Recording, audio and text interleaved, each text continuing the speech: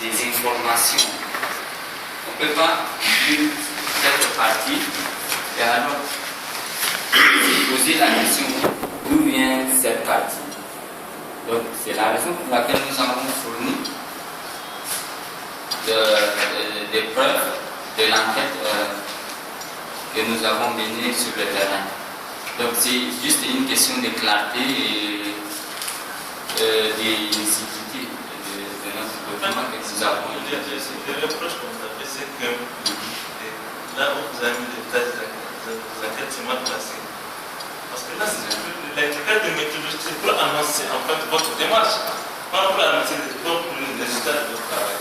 C'est ça. Bon, concernant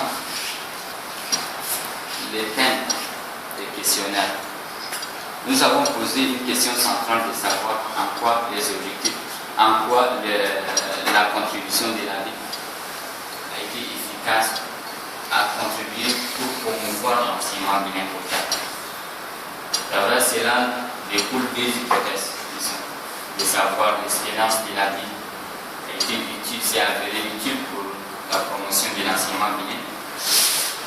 L'apport de la Ligue, est-ce que les bénéficiaires sont satisfaits de ça?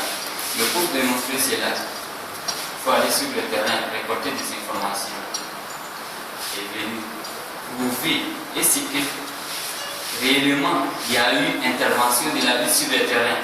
Quels sont les groupes cibles, la population cible? C'est les élèves, puisqu'il y a un programme qui concerne l'enseignement primaire dont nous avons interrogé, administré des questionnaires pour les élèves du CMD pour savoir leur impression sur les infrastructures, savoir leur impression sur les intrants, savoir leur impression sur le mobilier scolaire, manuel scolaire, sur leurs enseignants. Un élève de l'école primaire ne peut pas juger tout ça, là. Ne peut pas se donner une jugement sur ça. Bon. Peut-être vous demandez à son père pourquoi il l'a amené à l'école primaire. C'est au lieu de demander à l'élève. Quel est le il fallait demander à son père pourquoi il l'a amené à l'école primaire au lieu de l'école primaire. C'est ça, les questions, il fallait peut-être les poser aux parents et non aux élèves. Nous avons posé aussi aux parents d'élèves. Ça, c'est l'autre partie des hypothèses. Ça, c'est les postulats de votre débat. Est-ce que vous avez l'impression que vos hypothèses sont vérifiées à la fin? Sont vérifiées et confirmées. Sont vérifiées pourquoi l'expérience de la Ligue est utile, puisqu'on a aperçu qu'il y a eu pas mal de formats de construction sur l'amélioration de la question demande en fait qu'est-ce que vous voulez demander à ce travail. C'est savoir, nous voulons juste soutenir notre objectif général, c'est de savoir l'évaluation de l'apport de la vie dans ce sous-secteur de l'enseignement. C'est dans ce contexte que nous sommes partis sur le terrain pour chercher à trouver des preuves et venir sur des documents.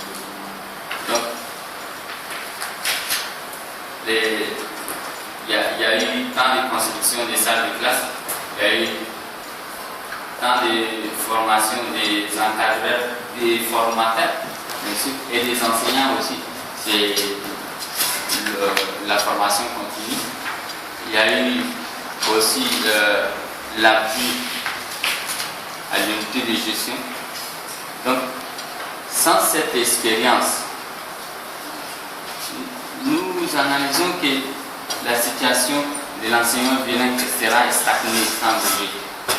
Depuis 1975 jusqu'à 1998, la situation de l'enseignement bilingue n'a pas changé. C'est grâce à l'intervention de la Banque islamique de développement à travers la mise en œuvre de ces projets. Il y a eu l'amélioration à l'accès à l'enseignement est amélioré.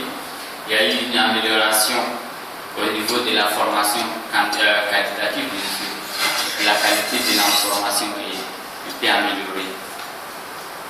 C'est ça, on a vérifié vraiment l'expérience de l'apport de la vie. Et concernant les bénéficiaires, nous avons vu que les enseignants sont dotés de manuels scolaires. Nous avons vu aussi que les questionnaires nous ont indiqué que les élèves sont dotés de manuels scolaires.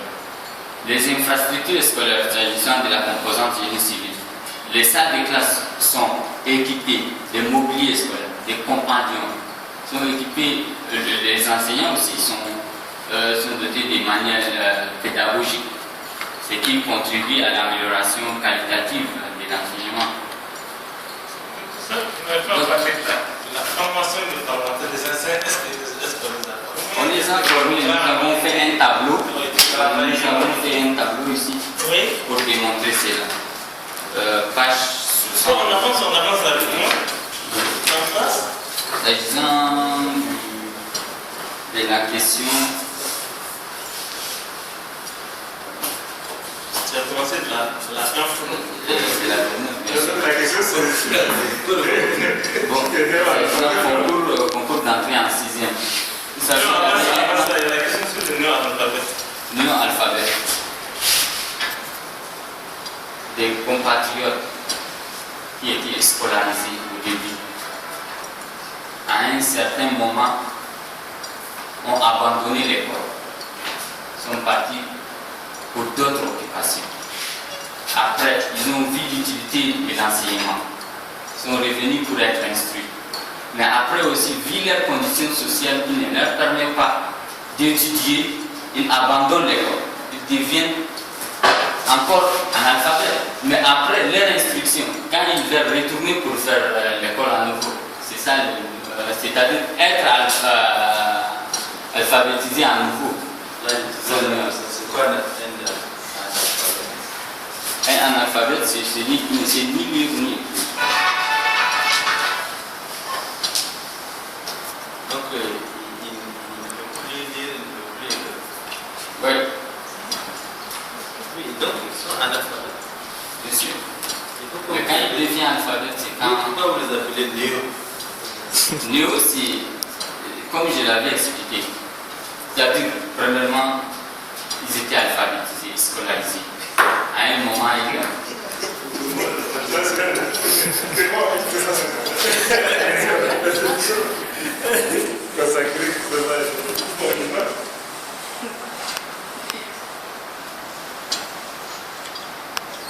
La question sur le concours d'entrée au collège, non? Au collège, oui. Vous savez, l'accès à l'enseignement secondaire est plus limité. Il y avait un temps entre 2010 et au sortir de l'indépendance jusqu'à 2010, c'est un peu. L'État est en train d'améliorer d'abord l'accès à l'enseignement primaire. Donc l'enseignement secondaire, on voit que quantitativement, l'enseignement primaire est excédentaire par rapport à l'enseignement secondaire. Donc les élèves qui passent l'enseignement primaire sont beaucoup plus au nombre par rapport aux élèves du collège, du secondaire. Donc, il n'y a pas assez des écoles. La quantité est faible par rapport à la quantité de l'enseignement primaire. Donc, il faudra faire un concours. Le concours permettra d'avoir un test de niveau. Est-ce que l'élève a très bien assimilé son cours primaire? Est-ce qu'il est apte d'aborder l'enseignement secondaire? Le concours vise à ça aussi. Et deuxièmement, c'est l'accès, comme je l'avais dit, quantitativement, l'enseignement secondaire est vraiment pas développé. Il n'y a pas assez d'infrastructures secondaires. Après un examen,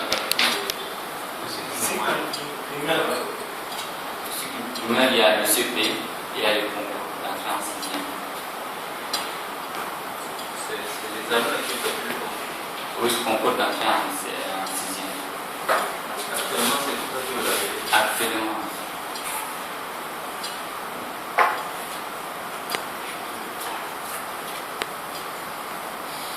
Il n'y a pas de questions.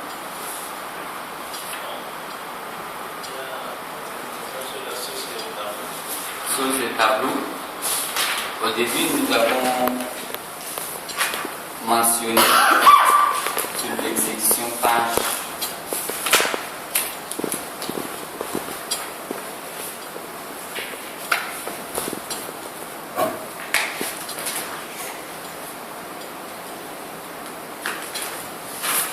l'exécution des projets pilotes des programmes.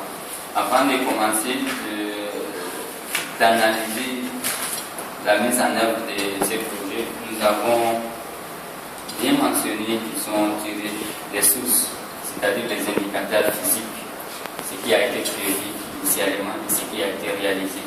Nous l'avons bien souligné qu'on a tiré du document de plan de l'enseignement. Donc c'est pour éviter une répétition, à chaque fois revenir sur un propos et écrire source tant. Et c'est la même source, donc j'ai jugé utile de mettre ça au début. Au début du tableau. Au début du point. Donc les tableaux c'est un constat que nous avons fait à travers le retard de la mise en œuvre, le retard de la durée initialement prévue pour le projet, le retard de signature, le retard dans le démarrage du projet et le délai de clôture. Donc nous avons calculé afin de faire un tableau explicatif de ce qu'on a vu. Donc c'est un constat qu'on a fait. Nous avons bien vu que le tableau ci-après donne une idée sur le parcours. Combien long du tableau de aujourd'hui.